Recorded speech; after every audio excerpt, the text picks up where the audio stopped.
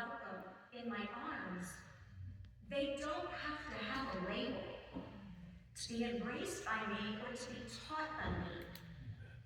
But 4 years ago, when I was very public about my political beliefs on Facebook, a lot of parents started calling the school board, started calling my principal. She needs to be fired. She's a white supremacist. She's racist. She does not support the LGBTQ community. She cannot be teaching my children. That was what I was subjected to. And so I was called into meeting after meeting after meeting. If you want to know the definition of workplace harassment, I experienced this daily.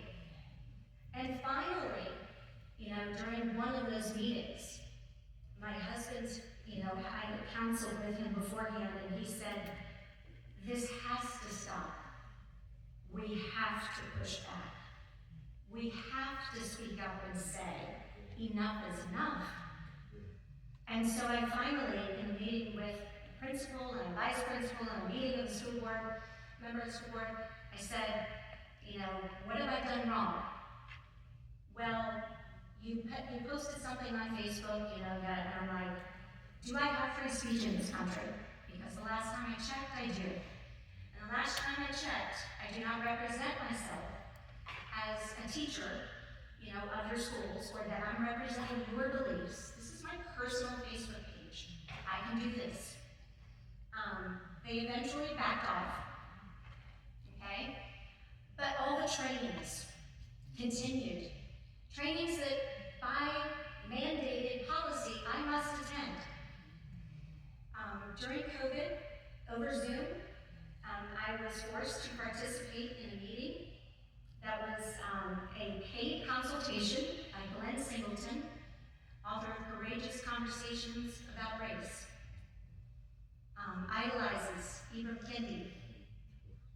And I had to sit there in this meeting and watch them put up and glorify only members from the left side of the aisle and vilify people from the right.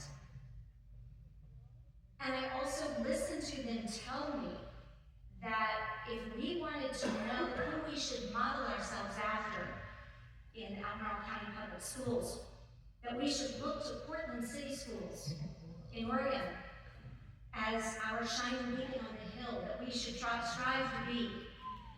And I sat there just in shock. I'm like, are you kidding?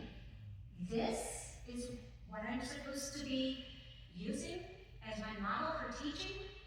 I don't believe in any of this. Somehow, for 20 years, I have been a very successful teacher without ever having anyone force me to read Courageous Conversations on Race, to learn the teachings of Ibram X. Kendi, to accept LGBTQ identification, to use preferred pronouns and different names. I was a good teacher, even without all of those things.